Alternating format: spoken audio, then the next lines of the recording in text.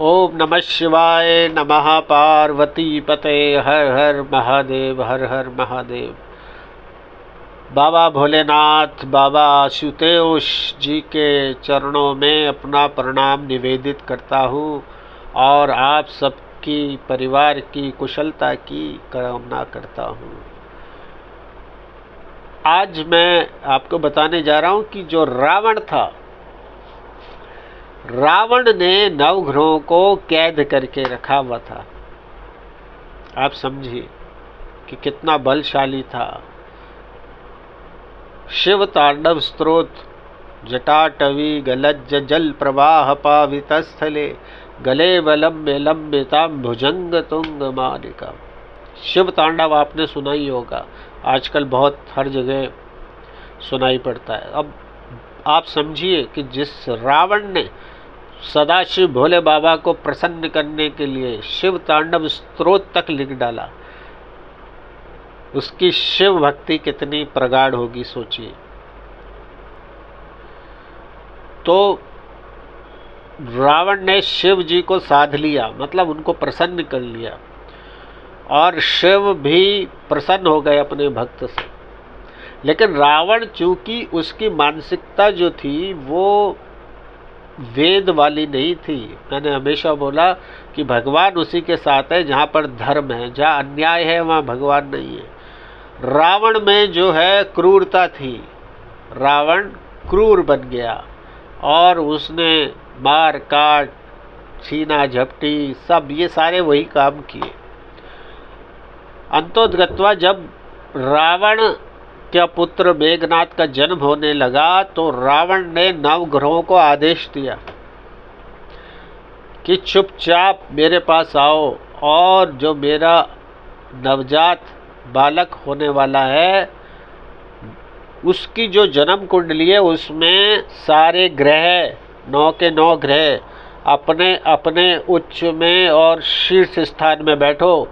मतलब वो ये चाहता था कि जो मेघनाथ की कुंडली है वो उसके अनुसार बने, जिससे कि भविष्य में मेघनाथ के ऊपर कोई भी विकट समस्या ना आए और वो अजर अमर हो जाए।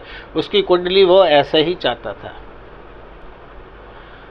ज्योतिष के अनुसार 11वां भाव जो होता है वो होता है राजयोग कारक।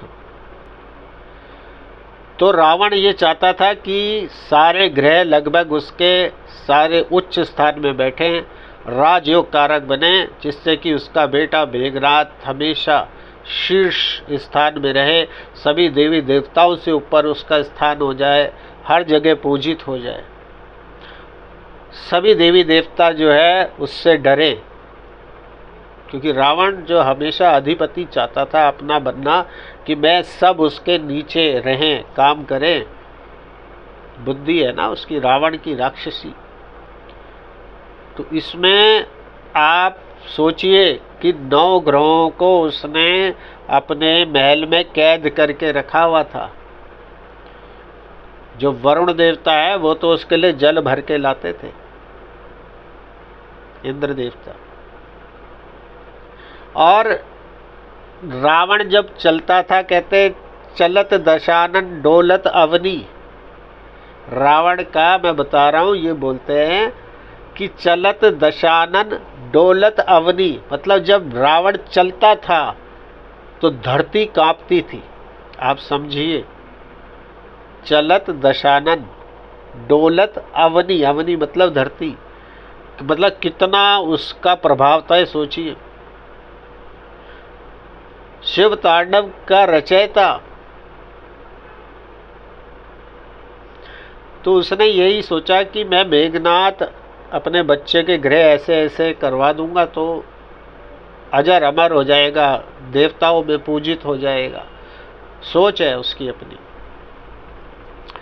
और आप सोचिए कि जब शनिदेव ने उसकी बात को अस्वीकार कर रहा और शनिदेव ने उसकी बात को माना नहीं, तो उसने अपने सिंहासन के नीचे जहाँ वो पाँव धरता था, रखता था, वहाँ पे शनिदेव को दबा दिया। मतलब इतना प्रताड़ित किया कि वो उसकी सीढ़ी में दबे रहे वो वहाँ पाँव रखता था।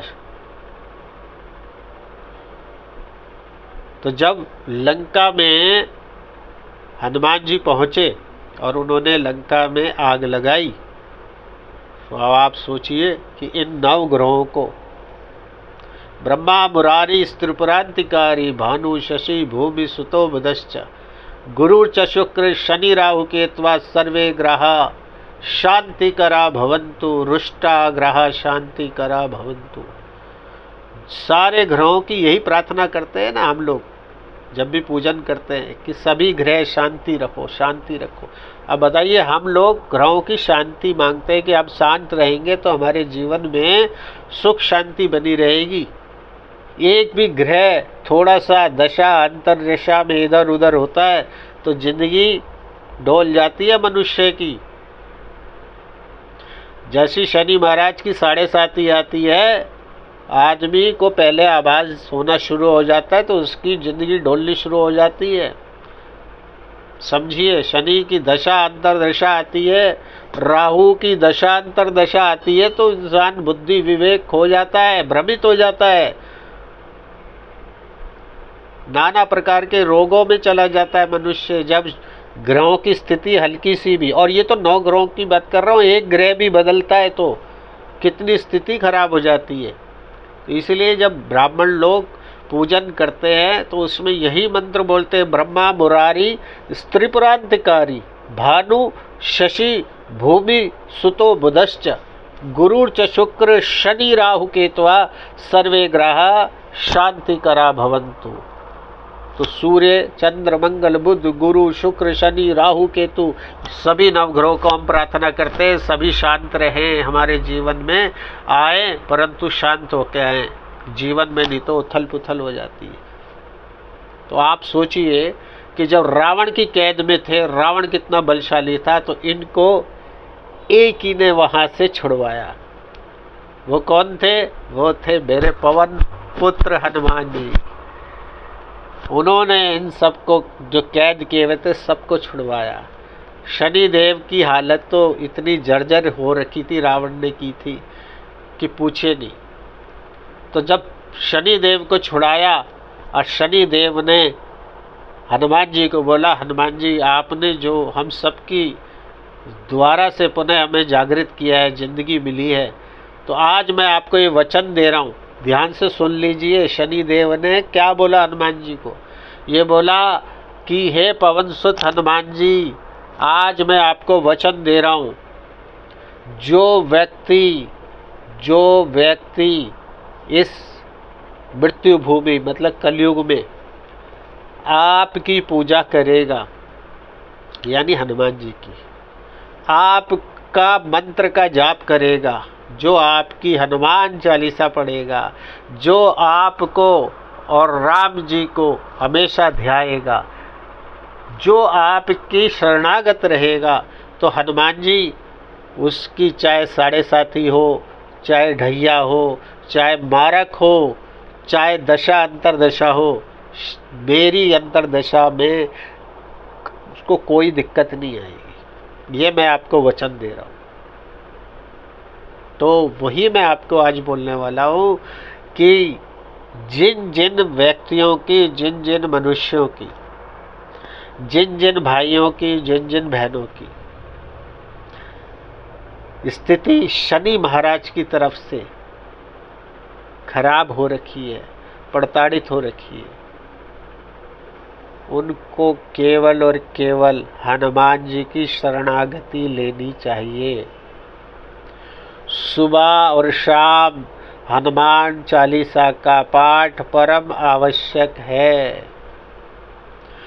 शरीर में ज़्यादा आदि व्याधि, अगर शरीर में ज़्यादा आदि व्याधि, शरीर में संकट शनि महाराज की 7.5 से या ढैया से आ गई है, तो ज़्यादा से ज़्यादा हनुमान चालीसा का पाठ, सुंदरकांड का पाठ करें और करवाएं।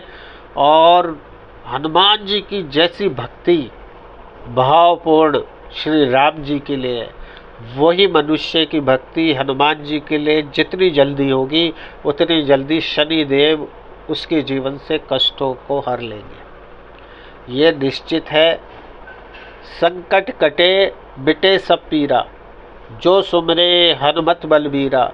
जय जय जय हनुमान गोसाई, कृपा करो गुरुदेव की नाई। जो शत बार पाठ कर कोई, छूट ही बंदे महासुख होई।